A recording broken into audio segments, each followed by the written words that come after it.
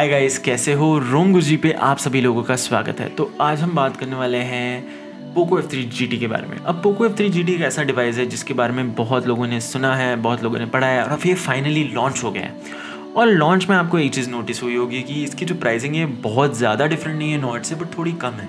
बिल्कुल, तो ऑब्वियसली ये थोड़ा एक शामी या पोको को एज आ जाता है, बट उसके साथ उसकी अपनी प्रॉब्लम्स भी आती है। बट क्या आपको इस फ़ोन के बारे में एक्साइटेड होना चाहिए? क्या ये वर्थ आपका मनी है?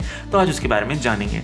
सबसे पहले स्पेसिफिकेशंस की बात कर लेते हैं तो इसमें भी MediaTek 1200 का प्रोसेसर आता है। इसमें आपको एक 10 बिट डिस्प्ले आ जाता है और आपको जो ट्रिगर्स हैं, गेमिंग ट्रिगर्स आ जाते हैं।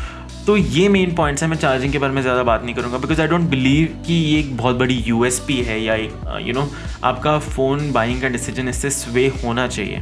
Cameras are not that impressive. मैं ये सीधे सीधे बोल दूँगा कि कैमराज नॉट के बेटर हैं, बट ये फ़ोन नॉर्मल यूज़र्स के लिए इंटेंडेड नहीं है टू अ सर्टेन डिग्री। अब मैं बताता हूँ क्यों।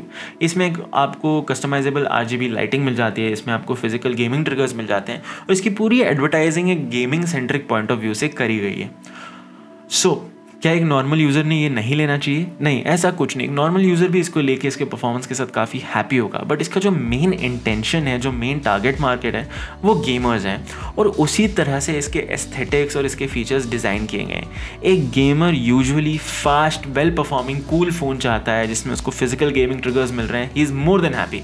इसी के साथ इसके जो वाइब्रेशन फीडबैक है that is also very good. Again something that is important for gamers.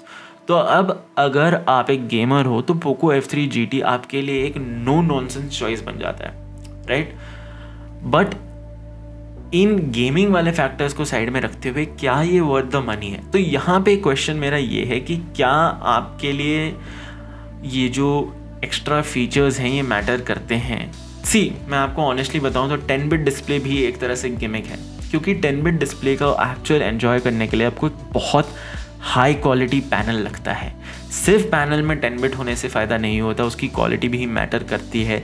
And in fact इतने छोटे डिस्प्ले में वो जो 10 बिट और 8 बिट का डिफरेंस है वो बहुत ही ज़्यादा कम हो जाता है। So it is not something जो आपको कंसिडर करना चाहिए, जो मतलब एक बहुत ही इम्पेरेटिव चीज़ हो सकती है भाई 10 बिट डिस्प्ले है तो बेस्ट है। बट एक चीज़ जो आपको मुझे कंसिडर करनी चाहिए, मैं बोल रहा हूँ, वो है कि जो इसकी बॉडी है, बिल्ड है, वो काफ़ी स्ट्रॉन्ग है। आपको ग्लास और मेटल सैंडविच मिलता है जो इनके MI 11X में भी नहीं आता है। So once again that is a very good thing.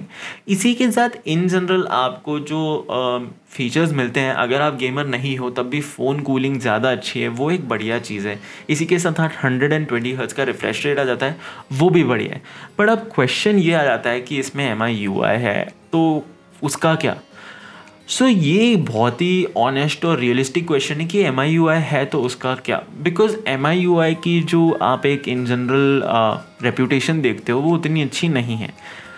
And usually MI UI लोग इसलिए लेते हैं कि वो डेवलपर फ्रेंडली फ़ोन्स होते हैं, बट MediaTek के फ़ोन्स में कस्टम रोम्स इंस्टॉल करना इज़ अ पेन, तो उसका भी एक प्रॉब्लम है।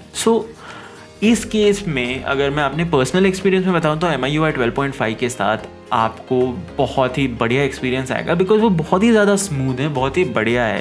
बट कैमरा के मामले में ऑप्टिमाइजेशन बिल्कुल अच्छी नहीं है। RAM management is not at all good. RAM management बिल्कुल अच्छी नहीं है। बट इस फ़ोन में एक्स्ट्रा कूलिंग के लिए तो मैं हीटिंग की बात नहीं करूँगा, because mostly this will not heat. MediaTek का ये वाला चिपसेट स्पेशली ज़्यादा हीट नहीं करता है अगर इसको बड़ा ढंग से ऑप्टिमाइज़ किया जाए। थ्रॉटलिंग Xiaomi के फ़ोन में ज़्यादा जल्दी होती है for a very simple reason, बहुत ही ज़्यादा सेंसिटिव एल्गोरिदम्स होते हैं इनके। तो अगर आप एक गेमर हो, पोको F3 GT आपके लिए एक नो नॉनसेंस चॉइस बन जाती है, बिकॉज गेमिंग के लिए बहुत बढ़िया फ़ोन है, स्पेशली गिवन द ट्रिगर्स, क्योंकि फिजिकल ट्रिगर्स से जो आपको मज़ा आता है वो किसी और चीज़ से नहीं आता। दी ओनली थिंग इज़ कि जितने ज़्यादा मूविंग पार्ट होते हैं उतना ही फ़ोन की ड्यूरेबिलिटी कम हो जाती है। तो मे भी आपका फ़ोन गिरने से नहीं टूटेगा, बट कभी कभी वो मूविंग पार्ट ख़राब हो सकते हैं। So that is something that you need to consider, जो आपको कंसिडर करना चाहिए। इसी के साथ कस्टम रोम सपोर्ट नहीं मिलेगा, इट इज़ अ गिवन। मतलब सोर्सेज रिलीज़ हो जाएंगे, बट उसी के साथ MediaTek का होने की वजह से प्रॉब्लम ज़्यादा होंगे, तो मोस्टली कम्युनिटी उतनी डेवलप नहीं होगी।